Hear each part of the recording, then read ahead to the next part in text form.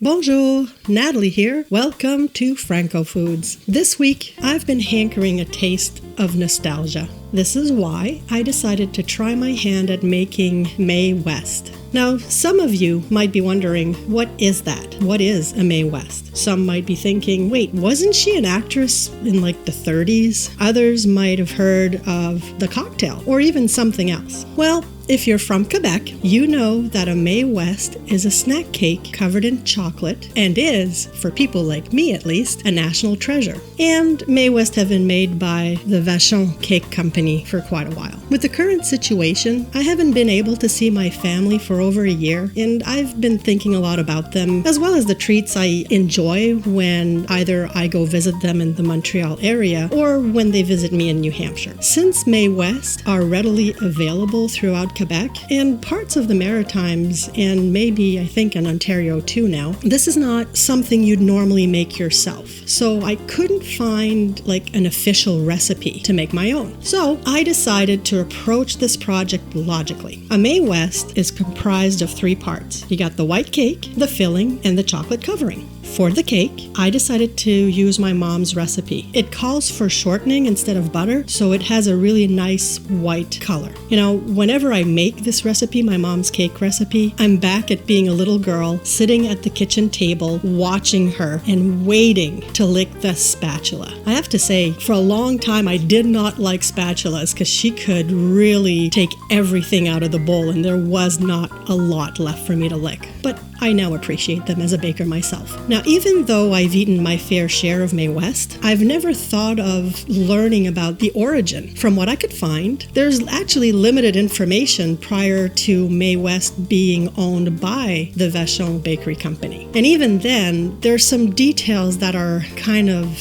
unclear, which is why I didn't put any dates on some of the facts because there's some contradictions, and I thought, I'll let you guys, if you're interested in learning more, I'll let you do your own research. Let me know if you find out anything, by the way. So, as to the name of the cake, many have actually stated that it was not a nod to the actress Mae West, but actually an homage to the life preserver vest used by the Royal Air Force during World War II. That said, it seems the vest was named after the actress Mae West, so potatoes.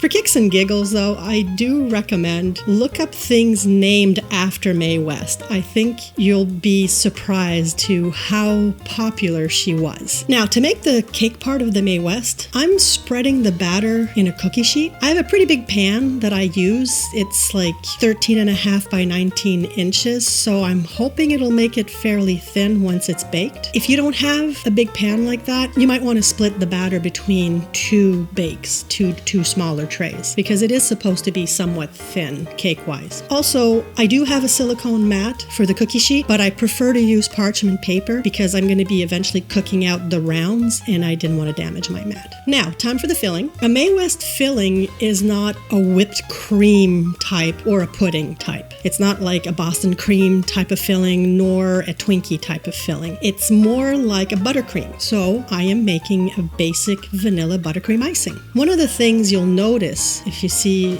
a Mae West is that the cream filling is pretty yellow, which makes it a pretty nice contrast with the whiteness of the cake. So to make sure that I got that yellow look, I'm using Irish butter instead of the regular butter I would normally use because it does naturally have that brighter yellow to the butter. I have to say, I don't remember a time when Mae West was not available at grocery stores. Even in small corner grocery stores like the one my grandparents owned in Montreal when I was growing up, you could easily find them. I clearly remember being at my grandparents' store and having the Vachon cakes display on a shelf right in the middle of the store. It was always a spot I gravitated towards for a special treat. This week's vocab is la poudre à pâte, la cuillerée à soupe, la cuillère à thé, la crème au beurre, cuire. Okay, now the cake is baked and cool to the touch, so I'm going to cut out my rounds. I'm using a 3.5-inch cutter because it feels like about the right size if I were holding a Mae West. Once they're cut out, I'm going to let them cool completely on a rack. I want to make sure the rounds are fully cooled before I spread the icing. Okay, time to build my Mae Wests. So Mae West is a sandwich type treat, so I'm spreading some buttercream icing on one round cake and topping it with a second one. Now I want to make sure the sandwiches are nice and solid for covering with the chocolate, so I'm going to pop them in the freezer while I'm preparing the chocolate. So, 15 to 30 minutes.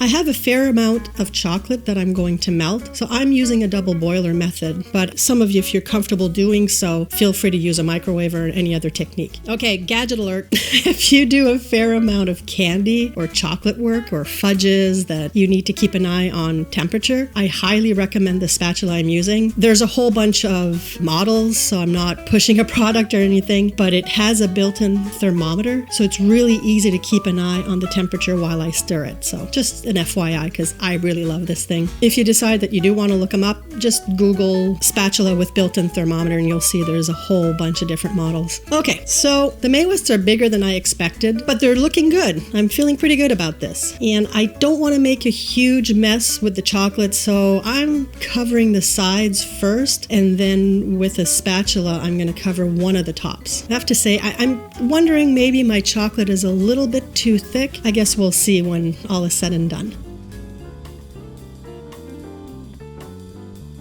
Okay, the chocolate is set, all sides are covered, and it's time to check out my homemade Mae Wests. Well, the look is recognizable as a Mae West. They're definitely quite larger than what you would buy. I did try to keep the cake thin, but it feels thicker and looks thicker. So next time, instead of 3.5 inches for the cutter, I'm probably going to use between a 2.5 and 2.75 inch cutter. It really does have the right look. No denying, it does taste like a Mae West. Chocolate is richer and definitely thicker. I hope you've enjoyed learning about Mae West and that you'll give them a try. Feel free to share your thoughts or your Mae West obsession in the comments below, and please like the video. This has been a lot of fun for me. I hope it was for you too. Look forward to seeing you next time. Merci et à la prochaine.